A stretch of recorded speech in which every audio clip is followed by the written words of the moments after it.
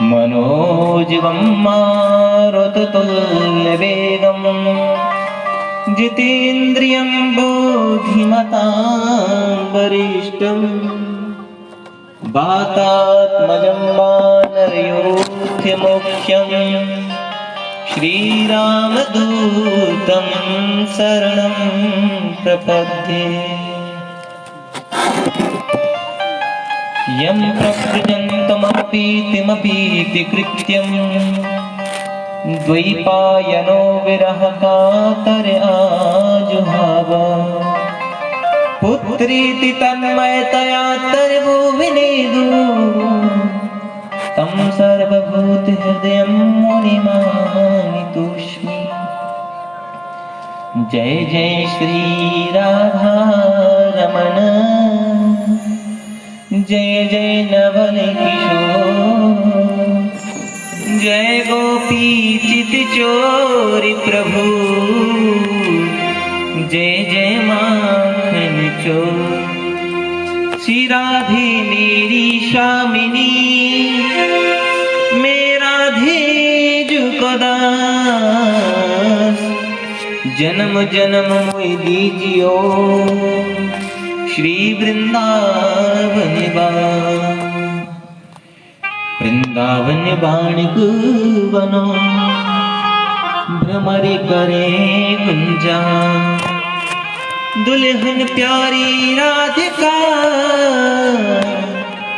दुल्हानंद कुमार। वृंदावन को वासी भलो, जान नित्य वही यमुना महारानी। यमुना यमदूतन टारत है, भव टारत है श्री राधिका रानी। बोली वृंदावन वांके बिहारी लाल की, राधा रानी की, लाडली सरकार की, सावरी सरकार की, आज के आनंद की। परम मंगलमय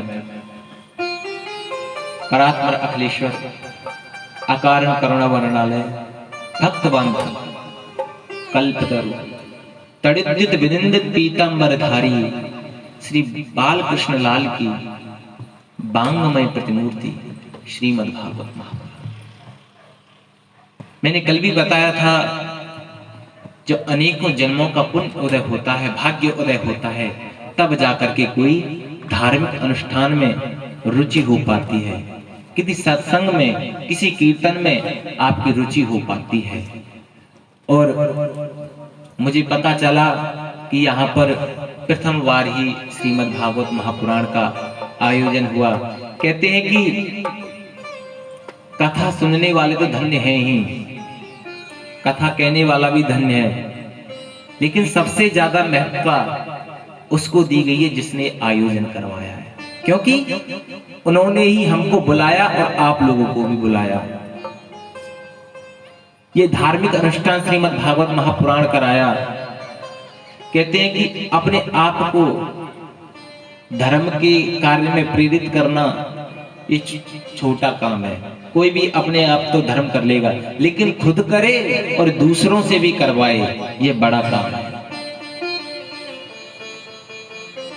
कहते हैं कि एक के करने से पूरा गांव लाभान्वित होता है। कहते हैं कि ये श्रीमद् भागवत महापुराण ये कभी एक के लिए नहीं होती है, ये पूरी संसार के लिए होती है। समस्त कामना कल्याण इत्यार्थाय, सभी का कल्याण करने के लिए होती है।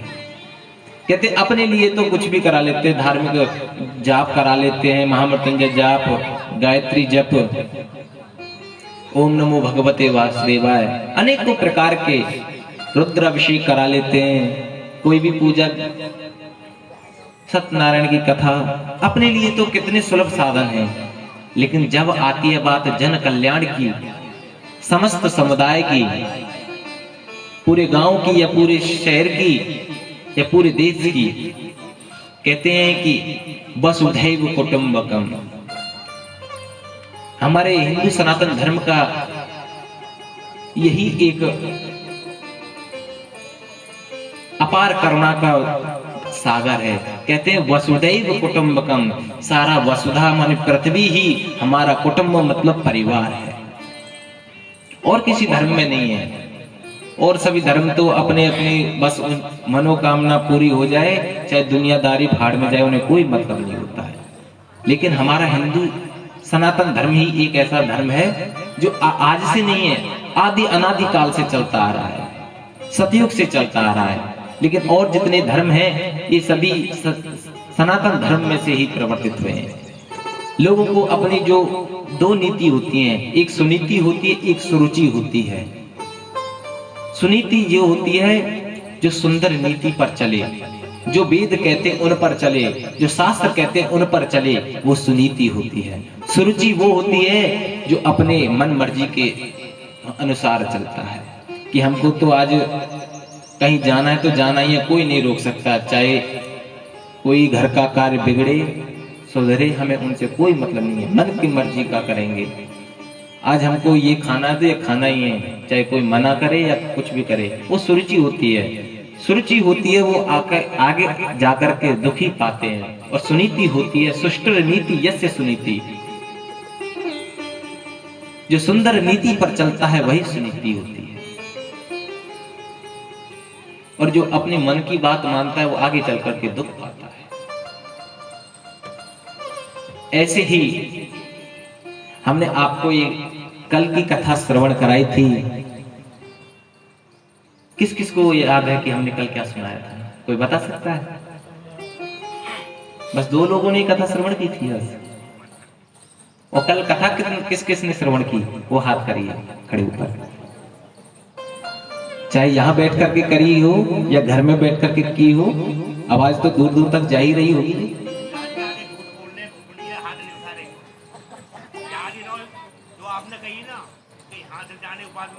मनन नहीं करते हैं, श्रवण करते हैं।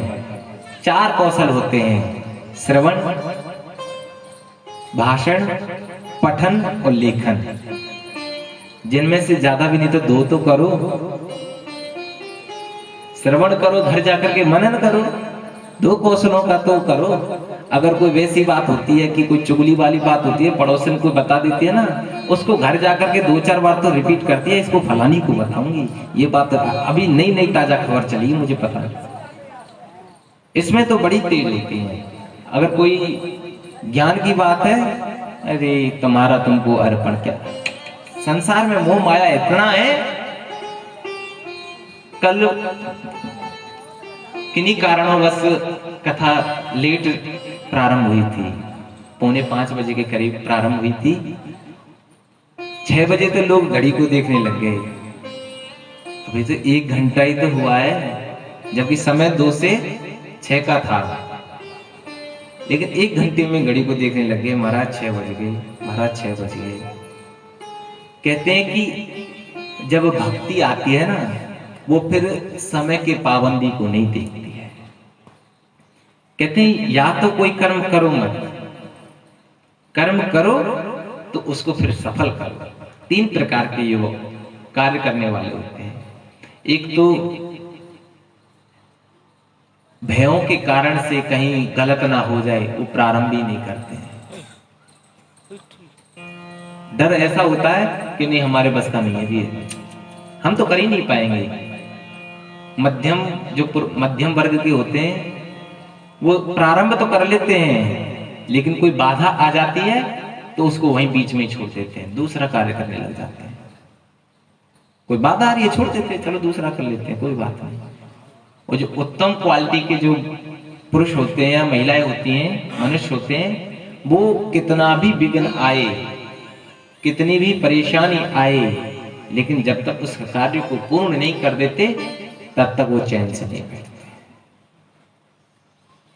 कहते कि जिस कार्य को हम कर रहे हैं उसमें तन मन धन सब कुछ लगा दो। कहते हैं कि जब तक आपके अंदर आत्मविश्वास है, आप हार करके भी जीत जाओगे, और जब आत्मविश्वास नहीं है तो आप कुछ नहीं कर पाओगे। कहते हैं मन के हारे हार हैं और मन की जीते जीत, और मन ही मिलावत राम सो मन ही करत सजी। कहते हैं प्यारे भक्तों, ये मन का ही तो सारा झंझट है, मन ही तो नहीं कुछ करने देता है।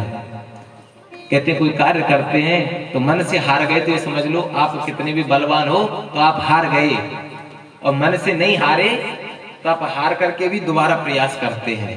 कहते हैं कि एक बार जो कोई हार जाता है या कोई कार्य सफल नहीं होता है कि दोबारा कोशिश नहीं करते हैं। कुछ लोग ऐसे होते हैं कि 10वीं में फेल हो गए तो पढ़ाई छोड़ दी, लेकिन कुछ लोग ऐसे होते हैं चलो अब के पास नहीं हुए तो अगली बार ट्राई करते हैं। इसमें कौन सा हमको भाई दोबारा जन्म लेना पड़ेगा, दोबारा से फिर करो। कुछ लोग ऐसे होते हैं, अभी कुछ दिन पहले 5-6 दिन पहले एक पोस्ट आई थी, आर्मी की भर्ती देखने के लिए एक लड़का गया था, उसका उसमें सिलेक्शन नहीं हो पाया, दौड़ नहीं कर पाया किन्हीं कारणवश, उसने आकर के खुदकुशी कर ली, क्योंकि घर वाले क्या बोलेंगे मेरे से सिलेक्शन नहीं हो पाया। उससे क्या हुआ?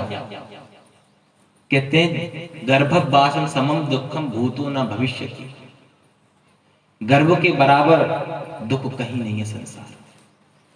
उसमें छोटा सा बच्चा होता है, माँ जो खिलाएगी वो खाएगा, छोटे छोटे उसमें जीवाणु होते हैं, नवजात शिशु के शरीर को वो खाते रहते हैं। वो भगवान का निरंतर जाप करता रहता है कि हे भगवान मुझे यहाँ से निकालो, मुझे यहाँ से निकालो, मैं बाहर जाकर के आपका बहुत भजन करूंगा, बहुत आपके नाम का गुणगान करूंगा। लेकिन बाहर आते ही और ये जो माया की हवा लगती है ना, सारा कुछ भूल जाता है, कसमे वादे सब भूल जाता है कि हमने भगवान से क्या कहा था क्या नहीं कहा था। इस संसार में आकर के ऐसे मोह में फंस जाता है कि ये मेरा पिता है, ये मेरी माता है, ये मेरी बहन है, ये मेरा भाई है। इसी मोह माया में फंस करके रह जाता है। जो वहां वचन भर के आया था कि मैं भगवान तेरा भजन करूंगा, लेकिन नहीं करता है। कहते हैं आत्मविश्वास को मत खो, ऐसा करने से कुछ नहीं होगा, फिर दोबारा से एक से ही पढ़ना पड़ेगा। ऐसे तो है नहीं कि आपको भाई फिर से वहीं से आपको लेवल मिल जाए, फिर बच्चे रहोगे, फिर बच्चे को भेजेंगे स्कूल, फिर 10वीं पास करना पड़ेगा। फिर भी तो जन्माद्यस्य यतोऽन्वयादितरत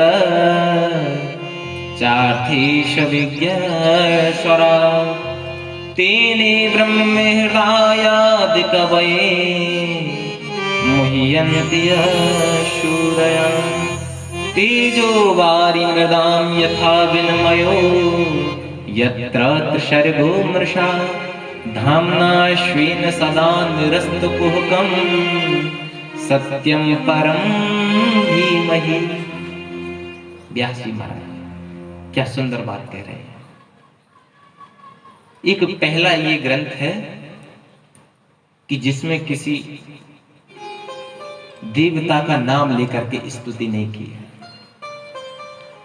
और कितने भी आप ग्रंथ ले लो या कोई पुस्तक भी लिखता है कोई रचयिता, तो उसमें सबसे पहले एक जो उसका इष्ट होता है उसकी वंदना करता है, उसकी प्रार्थना करता है, मंगलाचरण करता है। इसमें कह रहे हैं जन्माद्यस्य यतोऽन्वयादितरत,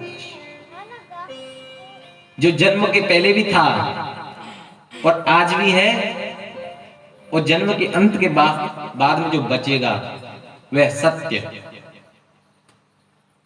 चार्थेष विज्ञेश्वरः, जो अपने स्वरूप में विद्यमान है, जो स्वयं ही प्रकाशित है।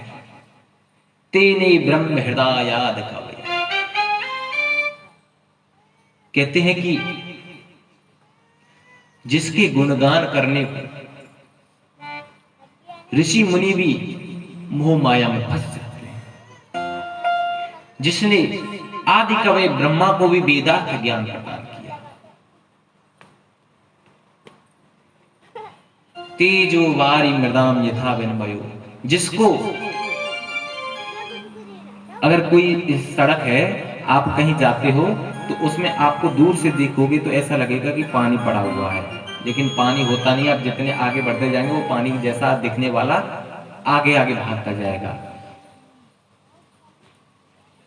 कभी पानी को शीशा भ्रमित नहीं होता है, कभी शीशे को पानी उनको जो होता है वही दिखता है। एक बार जब यज्ञ हुआ था, युधिष्ठिर जी महाराज ने अश्वमेध यज्ञ किया था पिता के लिए, तो उसमें दुर्योधन गया था और उसने जो स्थल था उसको जल समझा था और जो जल था उसको स्थल समझ लिया था, धरती समझ लिया था और उसमें गिर गया था। और द्रौपदी देख करके दुर्योधन को हंस गई थी कि अंधे का अंधा। कहते हैं कि उनको ऐसा भ्रम नहीं होता है, उनको जो होता है वही दिखता है। धामना श्वेन सदा नरस्तकुहकम सत्यम परम धीमहि।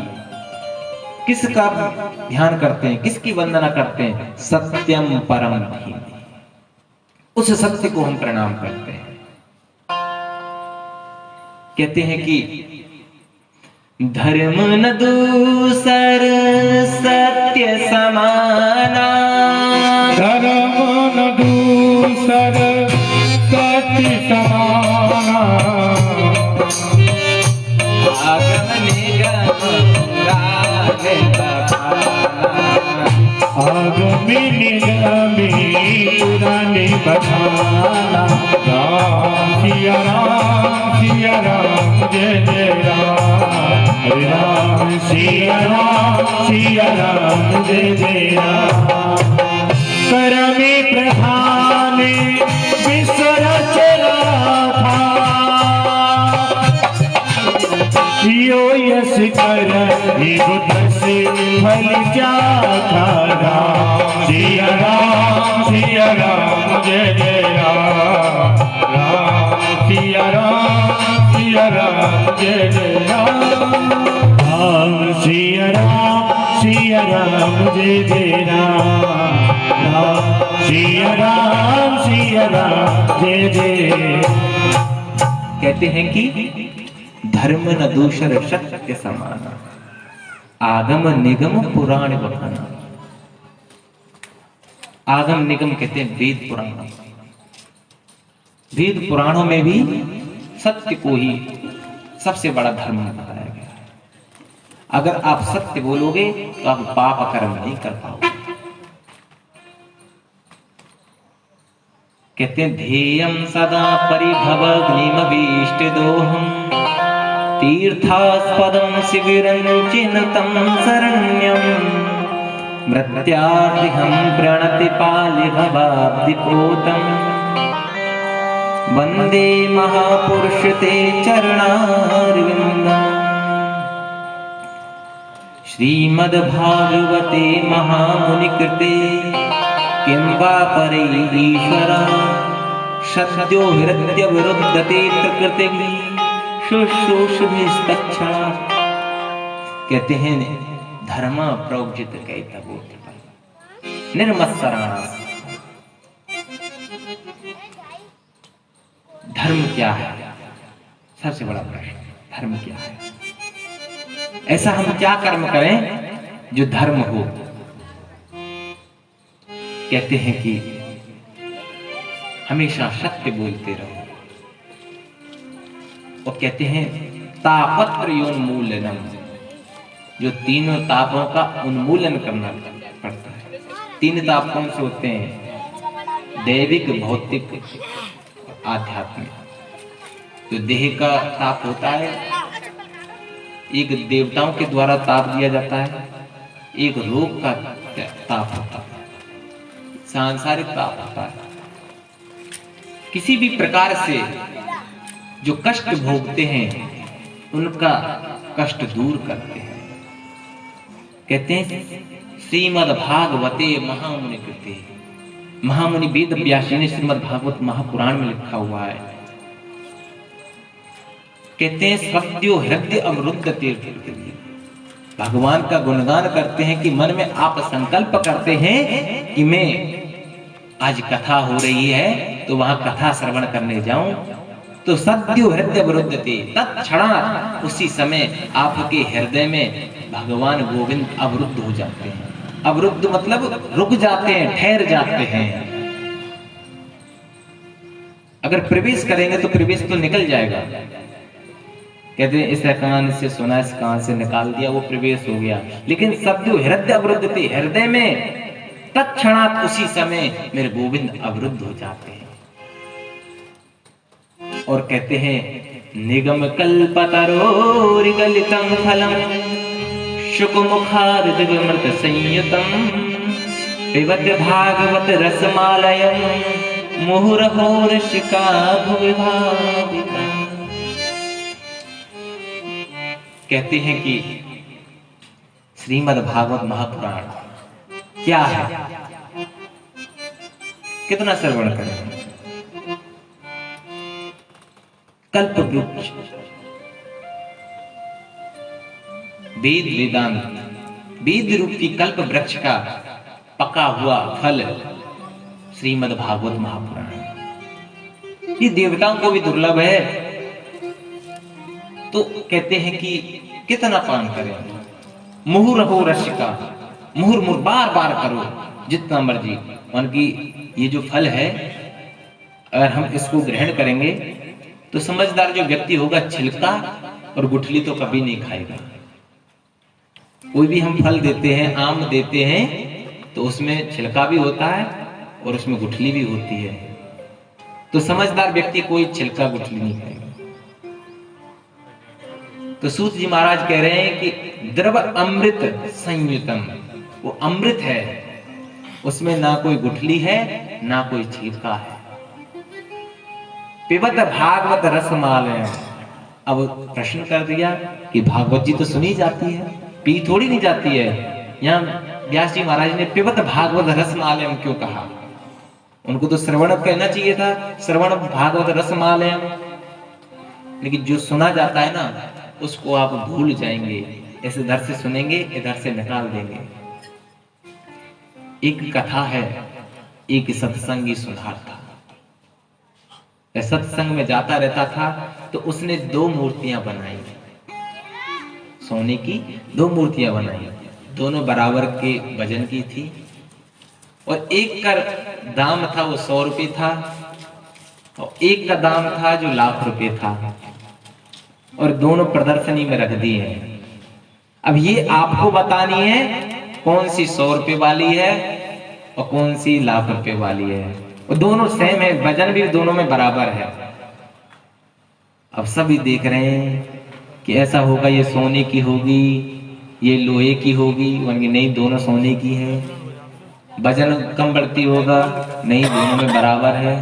फिर ऐसा क्या है इसमें, जब दोनों चीजें बराबर हैं, एक 100 रुपये में मिल रही है और एक लाख रुपए में मिल रही है। वहां होकर के एक संत जा रहा था, तो उस संत ने देखा कि इसको मैंने सुनार को देखा है सत्संग में, ये क्या हो रहा है, कैसे यहाँ पर मेला सा लगा हुआ है, भीड़ लगी हुई है, क्या बात है, मैं भी जाकर के देखूं। और वह संत वहां गया, उनसे भी वही बात बताई सुनार ने। एक मूर्ति 100 रुपए की है, एक मूर्ति 1 लाख रुपए की है। ये आपको बताना कौन सी 100 रुपए वाली है, कौन सी लाख रुपए। संत एक सूतली मंगाते हैं, सूतली जानते हो, जिससे बोरियां बांधते हैं। वो मंगाया और उसमें थोड़ा सा बल दिया और उसको थोड़ा कड़क कर लिया। तो दोनों जो मूर्तियां थी उनके कानों में घुसाया। एक के कान में घुसाया, दूसरे कान में निकल के आ गई थी। वो कह रहे थे कि ये 100 रुपए वाली है। दूसरी के में घुसाया तो घुस तो गई, लेकिन घुसती अंदर ही जा रही है, बाहर नहीं निकल रही है, और ये लाख रुपए की है। वो कैसे? कहते कि इसने सुना इधर से निकाल दिया, ये श्रोता श्रेष्ठ नहीं है। जिसने इधर से सुना इधर से निकाल दिया, ये श्रोता श्रेष्ठ नहीं है। जो कानों से सुने और अंदर ग्रहण कर ले, वही श्रोता श्रेष्ठ। हरि मन लगा ठाकुर जी के नाम में तो आनंद ही आनंद। इस मन को ठाकुर जी के चरणों में लगाते रहो, जिससे इस प्राणी का कल्याण हो जाए। पैसा ज्यादा होना कोई बड़ी बात नहीं है, लेकिन ठाकुर जी से हमारा प्रेम कितना है, ये बहुत बड़ी बात है। कबीरदास जी कहते हैं, हरि मन लगा मुरैया रे फकीरी, मन लगा मुरैया रे फकीरी, मन लगा मुरैया रे फकीरी में, अरे फकीरी में हाँ गरीबी में, फकीरी में हाँ गरीबी में, फकीरी में हाँ गरीबी में, मन लगा मन लगा मन लगा फकीरी में, मन लगा मोर यार फकीरी में।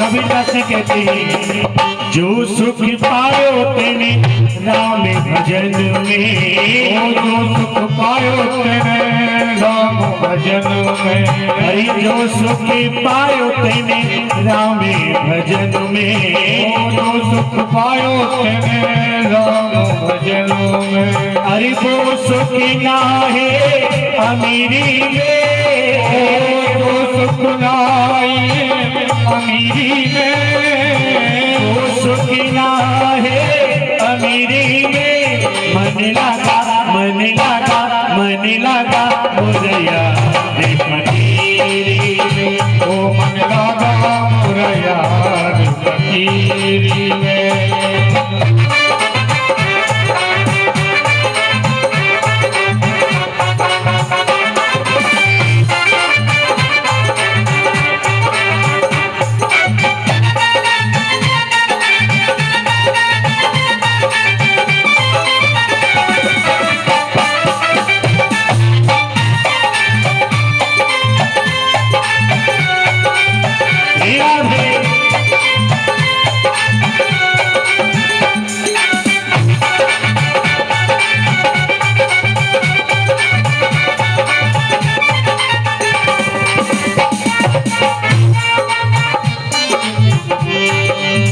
भला बुरा सभी का सुन लीजिए, भला बुरा सब का सुन लीजिए, भला बुरा सभी का सुन लीजिए, भला बुरा सब का सुन लीजिए, गरीब गिराते गरीबी में, गरीब गिराते गरीबी में, मन लगा मन लगा मन लगा मोरया फकीरी में, मन लगा मोरया फकीरी में।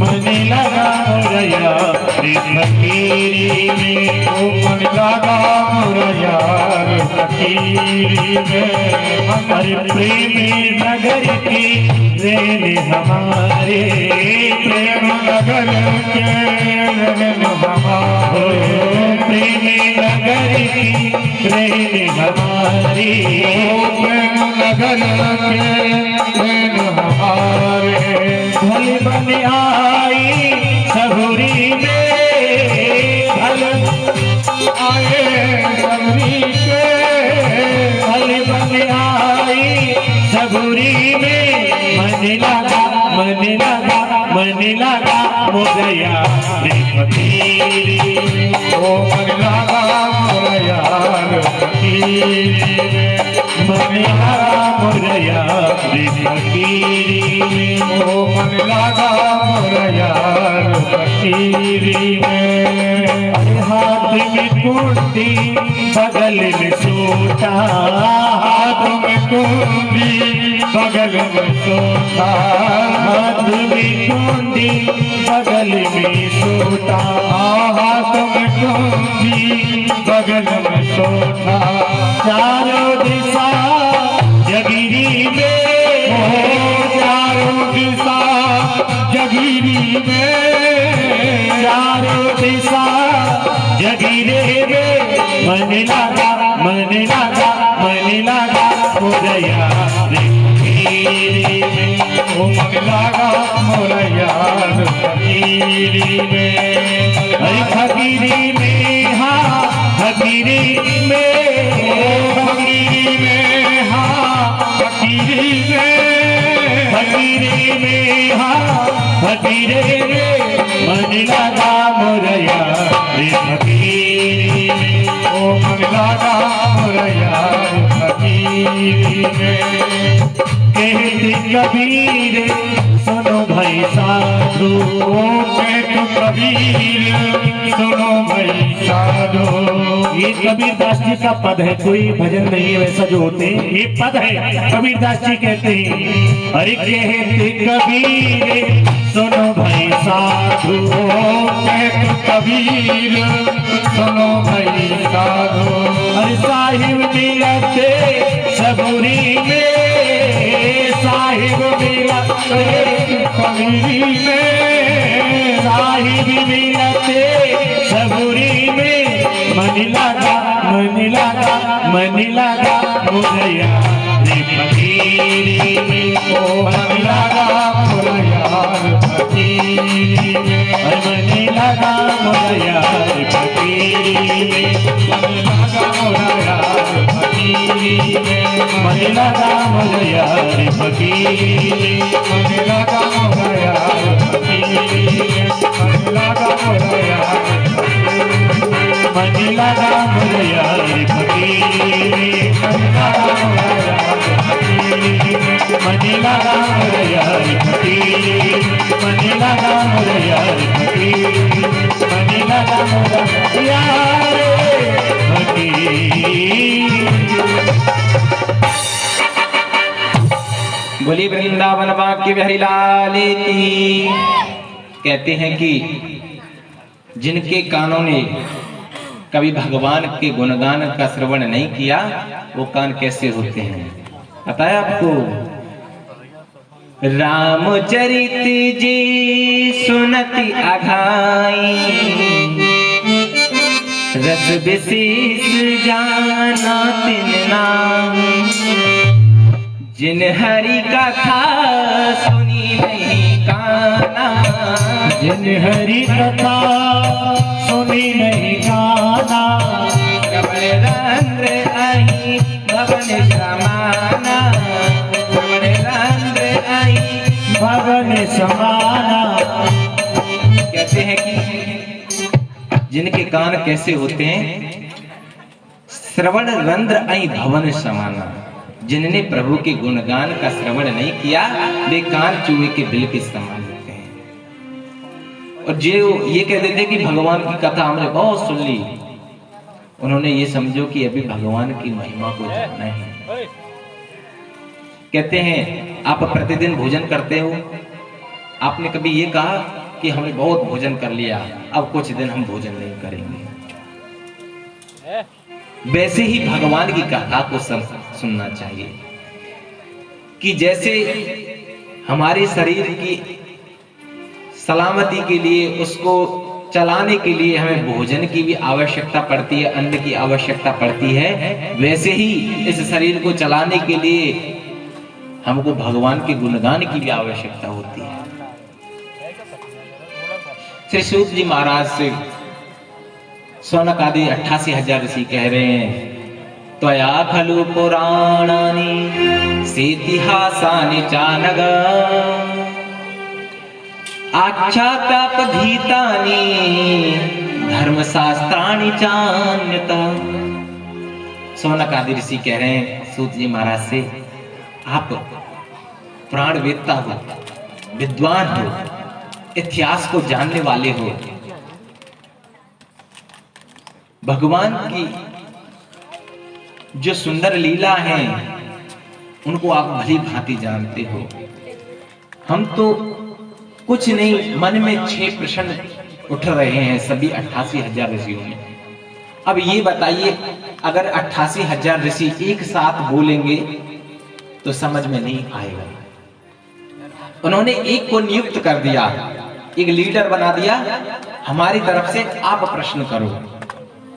अगर हम आपसे पूछेंगे तो एक साथ आप बोलोगे तो हमको कुछ समझ में नहीं आएगा क्या पूछना चाह रहे हो। लेकिन एक को नियुक्त कर दिया जाएगा।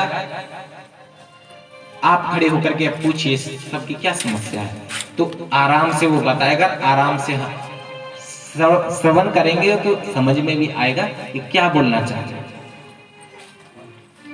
88,000 ऋषियों में से एक को नियुक्त कर दिया गया कि हमारे 6 प्रश्न हैं। आप तो पुराण वेदता हो, धर्म शास्त्रों का आपको अच्छे से ज्ञान है, आप हमको बताइए कि मानव के लिए परम धर्म क्या है, मानव के लिए परम धर्म क्या है। दूसरा प्रश्न किया, किसको पूजें किसको ना पूजें। एक बुजुर्ग थी माता जी, वो एक मंदिर में चली गई, उसमें काफी झांकियां बनी हुई थी, ठाकुर जी की प्रतिमा बनी हुई थी। तो एक लोटे में पानी ले गई और 5 रुपए की चनौरी लेके चली गई। थोड़ा सा पानी चढ़ाए और 2 चनौरी चढ़ा दे। फिर थोड़ा दूसरे पे जाए, शंकर भगवान पे जाए, 2 चनौरी चढ़ा दे, जल चढ़ा दे। गणेश जी महाराज पे थोड़ा सा जल चढ़ा दे, चनौरी चढ़ा दे। हनुमान जी रह गए और पानी हो गया खत्म और चनौरी भी खत्म। अब वो बुढ़िया जो वृद्ध माता है अब सोचती जा रही है, हमने सबको खिला दिया, सबको नहला दिया, हनुमान जी रह गए। अब हनुमान जी कहीं यूं ना सोचें कि हमको तो अम्मा छोड़ गई, हमको तो माता जी छोड़ गई, हमको तो ना नहलाया ना खिलाया। यह सार, जो सार है वो बताइए। लोगों के मन में भ्रांति उत्पन्न हो जाती है। अब माता जी ये सोचती हुई जा रही हैं कि हनुमान जी रह गए, कहीं बुरा ना मान जाएं। वो तो भाव के भूखे हैं, आपकी 2 चनौरी की भूखे थोड़ी नहीं है। आप 56 प्रकार के भोग भी लगवा दो तब भी वो प्रश्न, अगर भाव के बिना अगर आप उनको दे रहे हो तो वो भी उनको अस्वीकार होता है। कहते हैं दुर्योधन की मेवा त्यागी, शाग विदुर घर खाए। भाव की तो ये महिमा होती है, जो 56 प्रकार के व्यंजनों को त्याग करके और छिलके खाने के लिए विदुर के यहाँ साग खाने के लिए गए, जबकि कोई आमंत्रण भी नहीं था। ऐसे ही अपने मर्जी से कहने लगे। जब वो कहने लगे कि आप कहाँ जा रहे हो, भोजन करिए, तो मेरे गोविंद कह रहे हैं भोजन 2 परिस्थितियों में किया जाता है, या तो भूख लगी हो या खिलाने वाले का भाव अच्छा हो। और मुझे यहाँ दोनों भी नहीं है, मुझे भूख भी नहीं है और आपका वो मंतव्य भी नहीं है जो भोजन खिलाया है। आप तो उसमें कहते हैं कि चापलूसी हो जाएगी, आप अपना कार्य करवाने के लिए मुझे भोजन खिला रहे हो, ये हो जाएगा। और भोजन की तो सवाल ही पैदा नहीं है। मेरा निमंत्रण तो पहले ही विदुर जी के यहाँ से आ गया। विदुर जी वहां बैठे हुए थे, सभा में कहने लगे मैंने कब दे दिया निमंत्रण। अब वो गया कि अब भाई झूठ तो बोलेंगे नहीं, अब आएंगे तो घर पे कुछ खाने पीने की व्यवस्था भी तो होनी चाहिए। हम तो दोनों विदुर जी विदुरानी जी रहते हैं और केले खा लेते हैं और अपना जीवन यापन कर लेते, भजन कर लेते भगवान का। अब वो भगे भगे बाजार में गए, माखन मिश्री कहीं से लिया, कहीं से लड्डू लिए, कहीं से कुछ लिया। उतने में ही गोविंद पहुंच गए वहां। कहते हैं कि ये कथा आगे आएगी, मैं फिर सुनाऊंगा। अब अपने प्रसंग पर चलते हैं। दूसरा प्रश्न ये है कि किसको पूजे किसको ना पूजे। तीसरा प्रश्न है भगवान अजन्मा होकर के भी जन्म क्यों। जब भगवान अजन्मा है तो जन्म क्यों लेते हैं, अनामी है तो उनके नाम क्यों है। राम है, कृष्ण है, श्री वामन भगवान है तो नाम क्यों है, लक्ष्मण जी महाराज हैं नाम क्यों है जब वो अनामी है तो। चौथा प्रश्न कि भगवान के अवतार कितने हैं। कोई कहता है 10 अवतार हैं, कोई कहता है 16 अवतार हैं, कोई कहता है 18 अवतार हैं, कोई कहता है 24 अवतार हैं। जो वेद वेदांत में, पुराणों में, शास्त्रों में विदित हैं वो कृपया करके आप हमें बताइए। कहते हैं वक्ता, 5वां प्रश्न, वक्ता वो श्रेष्ठ नहीं जो छोटी सी बात को बड़ा करके प्रस्तुत करे। क्योंकि संसार में आजकल के जो समय है उसके पास में, लोगों के पास में समय नहीं है। आपकी छोटी सी बात के लिए वो समय नहीं खराब करेगी। कहते हैं गागर में सागर भर दो, छोटी सी मटकी में पूरे सागर का सिस्टम उसमें रख दो, उस गागर में ही सागर को सम्मिलित कर दो, बड़े गूढ़ रहस्य को सूक्ष्म करके लोगों के तक पहुंचाइए, जिससे वो समझ भी ले और उनके पास में जो समय का अभाव है उसको भी वो कर ले। छठवां प्रश्न है कि जब प्रभु इस धरातल को छोड़ करके गए तो धर्म किसकी शरण में गया? कहते हैं कि जब जब हुई धर्म की हानि, बाड़े असुर महा अदमानी, जब जब धरे प्रभु विविध शरीरा। कहते हैं कि जब संसार में धर्म कम होने लगता है, अधर्म ज्यादा बढ़ने लगता है, धर्म की स्थापना के लिए मेरे गोविंद अवतरित होते हैं। तो जब गोविंद इस धरातल को छोड़ करके गए तो धर्म किसकी शरण में गया? ये 6 प्रश्न हैं, इनका आप हमें उत्तर दे दीजिए। सूत जी महाराज बड़े प्रश्न हैं कि आपने जो प्रश्न किए हैं वो कल्याण के हित के लिए किए हैं, क्योंकि शौनक आदि ऋषि सब जानते हैं भगवान क्या है क्या नहीं, वो जानते हैं कि किसको पूजें किसको नहीं। विद्वान है 88,000 ऋषि, लेकिन मानव जनजाति को नहीं पता है। मानव जनजाति को पता चले तभी तो धर्म की वृद्धि होगी, तभी जो संसार में जो भ्रांति नाना प्रकार की फैली हुई हैं उनकी मुक्ति तभी तो होगी, जब इस तो उनसे छुटकारा मिलेगा। सूत जी महाराज कह रहे हैं, मैं आपके प्रश्नों का उत्तर देने से पहले मैं अपने गुरु भाई सुखदेव जी महाराज का वंदन करता हूं। सुखदेव जी महाराज जी कौन है? उन्होंने कहा, एक बार सभी में लड़ाई करवा चुके हैं हमारे नारद जी महाराज। एक भगवान शंकर और माता पार्वती जी ऐसी बची हुई थी तब तक कि उनमें लड़ाई नहीं करवाई थी। नारद जी महाराज उन्होंने देखा कि माता पार्वती जी अकेली बैठी हुई हैं, शंकर बाबा तपस्या कर रहे हैं, और वहां आए। पार्वती मैया कह रही हैं, प्रणाम प्रभु। गुरु जी प्रणाम। देखो पहले क्या होता था, पार्वती जी नारद जी को गुरु जी कह रही हैं और नारद जी पार्वती जी को माता जी कह रहे हैं। गुरु जी वो इसलिए मान रही है, वैसे तो माता पार्वती जगत जननी है, वो गुरु जी इसलिए कह रहे हैं। जब शादी की बात हुई थी, हिमाचल जी ने जब शादी का वो लड़का दिखवाने के लिए जब खोजबीन की थी तो नारद जी ने बताया था कि आप जाकर के शंकर भगवान से मिलिए, वही इनके लिए सुयोग्य वर है। पति दिलाने में बहुत सहायता की थी नारद जी महाराज, इसलिए वो गुरु जी कहते हैं। तो बड़े दिनों में गए थे, बड़ा स्वागत किया माता पार्वती ने और कहने लगे, क्या बात है आजकल आपका आगमन नहीं हो रहा है, आपके दर्शन बड़े दुर्लभ हो गए हैं।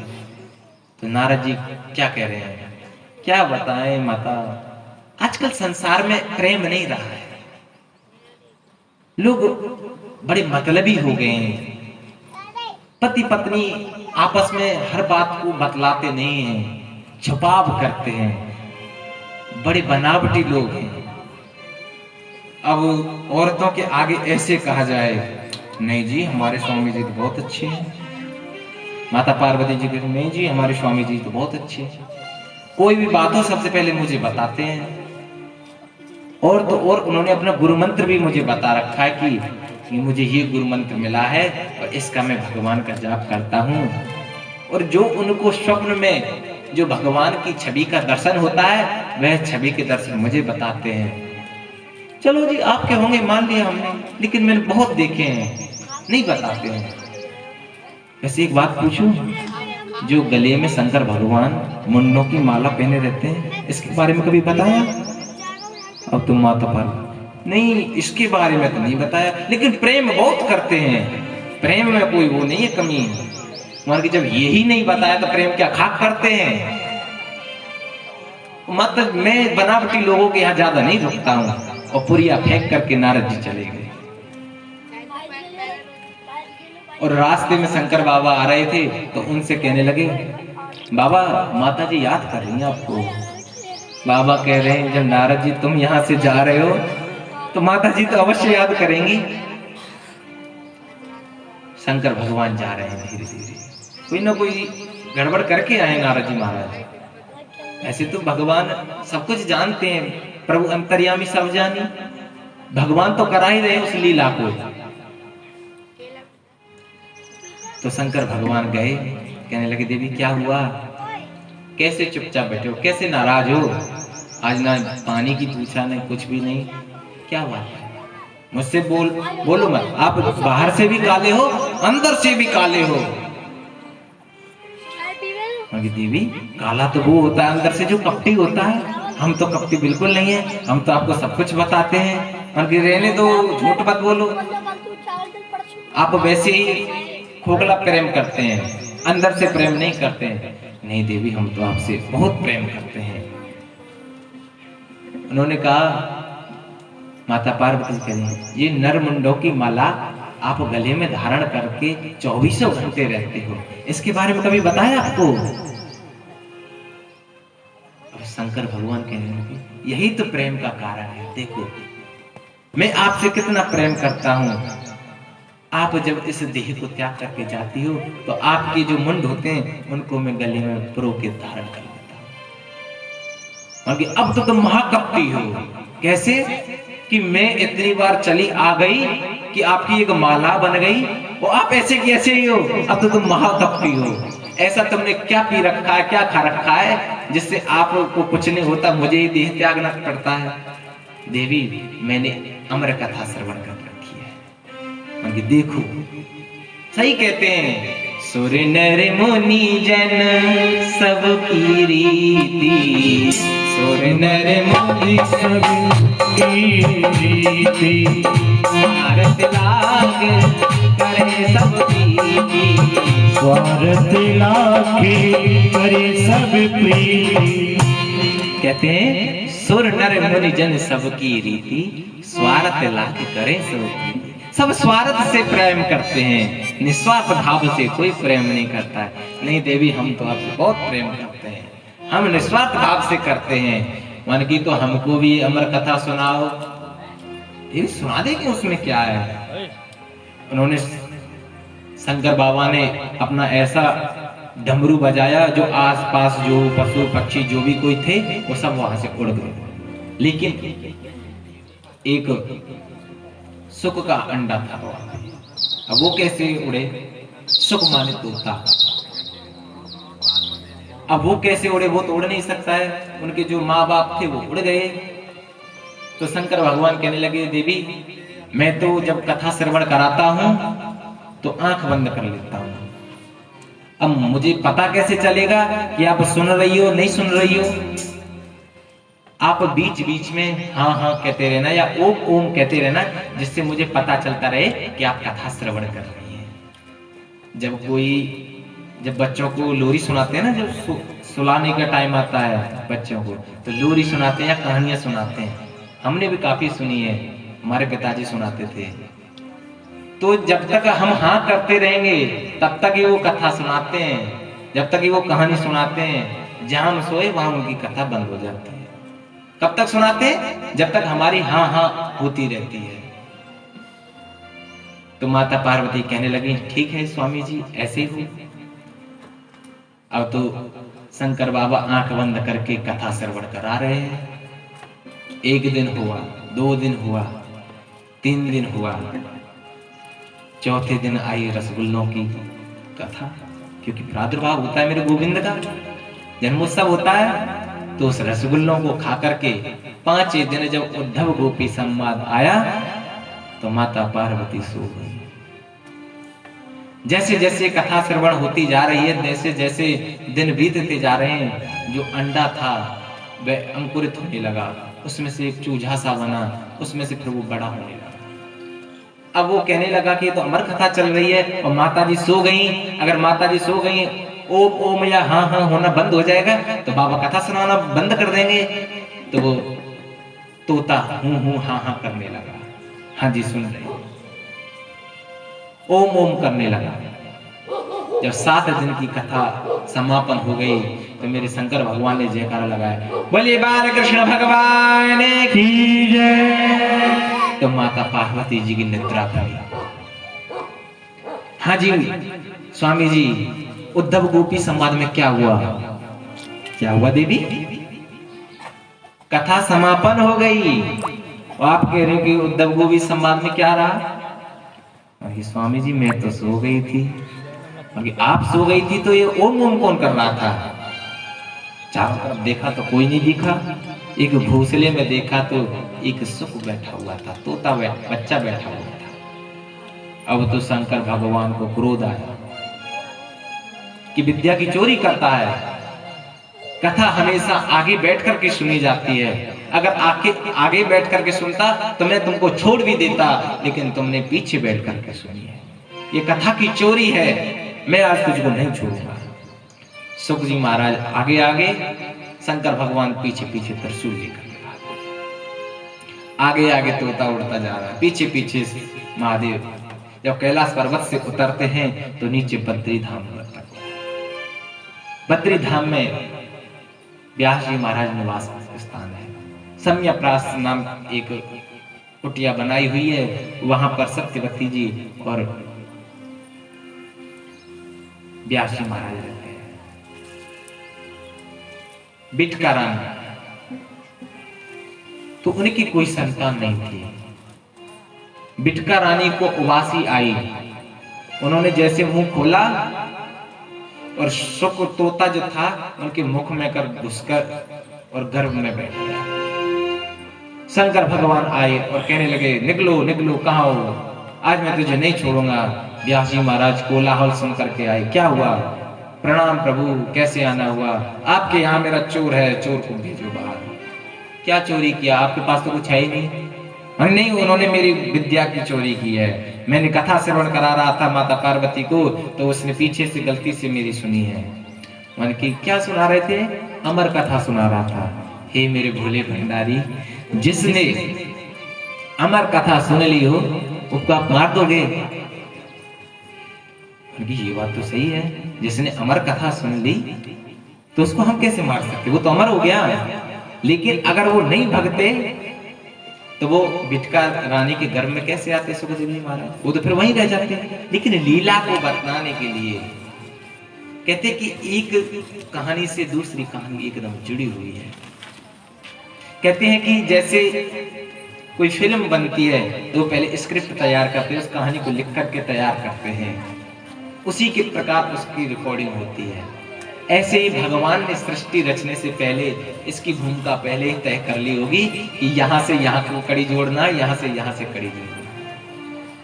और 12 वर्ष हो गए सुखदेव जी महाराज को बिटका रानी के गर्भ में, लेकिन बाहर आने का नाम नहीं ले रहे हैं।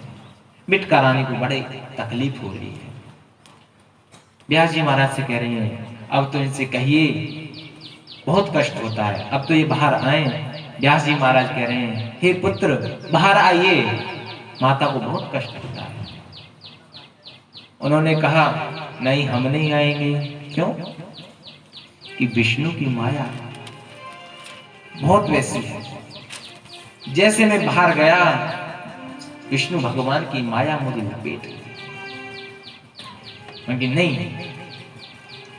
भगवान को बुलाएं, भगवान आकर के कहें कि मेरी माया आप पर हावी नहीं होगी, तब मैं बाहर आऊं, नहीं तो नहीं आऊं। व्यास जी महाराज ने विष्णु भगवान से कहा, हे प्रभु आइए, लीला को संपन्न करिए।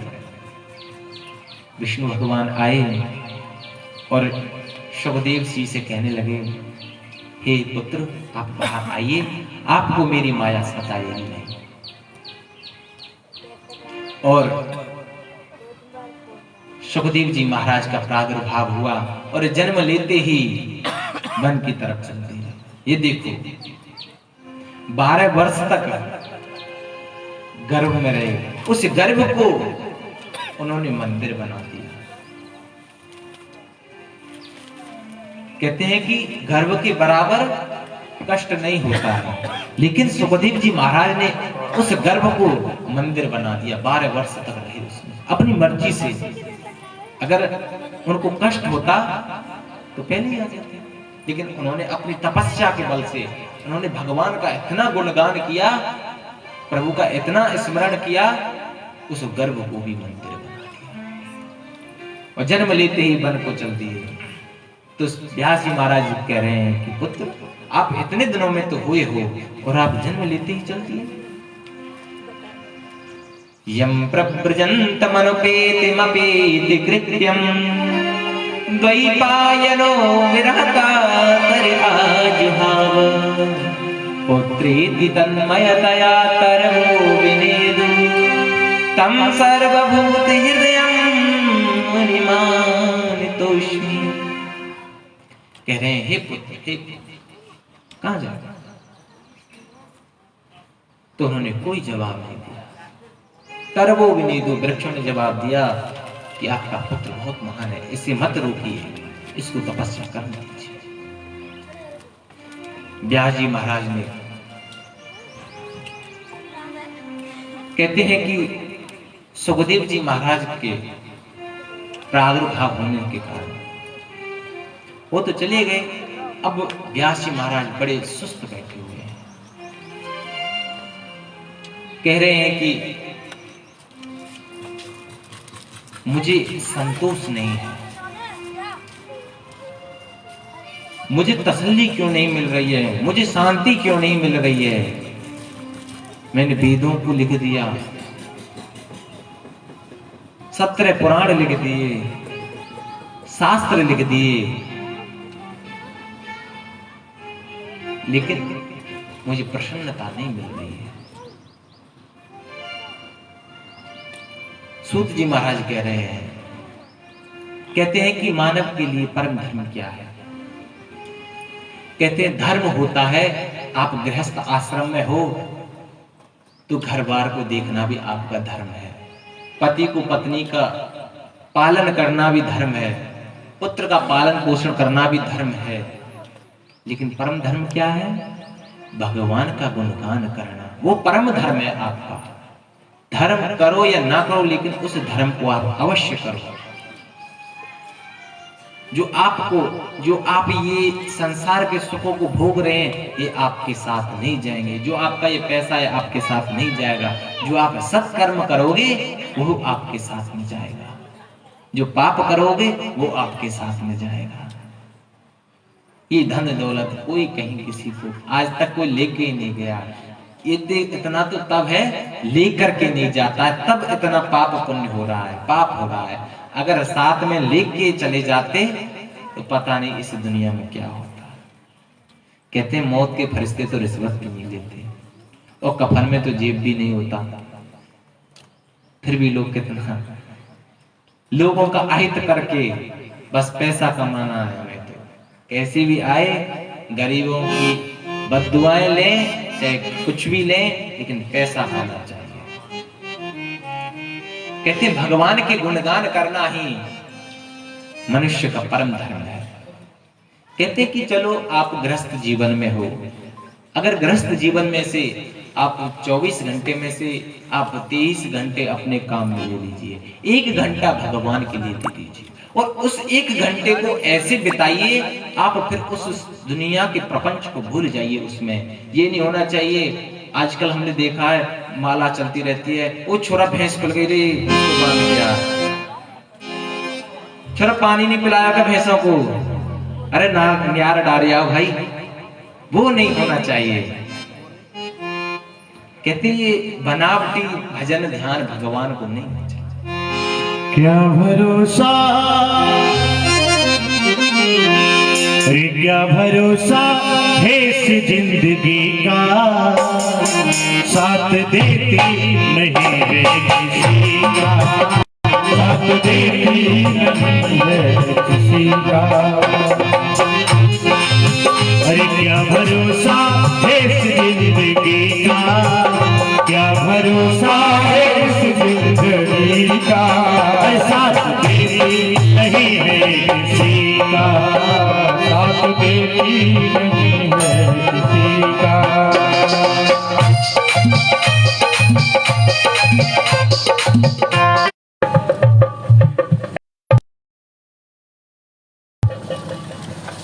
बोली वृंदावन माँ के बिहारी लाल की। कैसे बोलना पड़ेगा मेरे प्यारे भक्तों? राधे